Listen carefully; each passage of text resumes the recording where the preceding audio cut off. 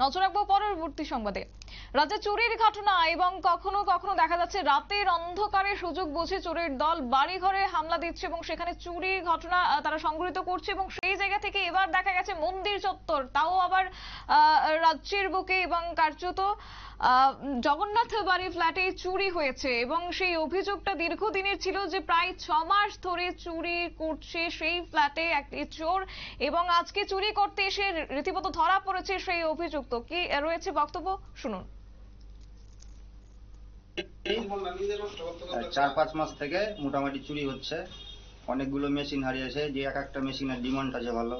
4-5টা মেশিনের দাম মোটামুটি আপনার 2 লাখ টাকার মতন হবে। আর অনেকগুলো রড নিয়ে গেছে এখান থেকে, রড প্রায় 50,000 টাকার মতন রড হবে। আমাদের গেট এমনি টিনের গেট থাকে, ওপরে কাজ করে মানুষ, হাততালে এসে ঢুকে নিয়ে বেরিয়ে চলে যায়।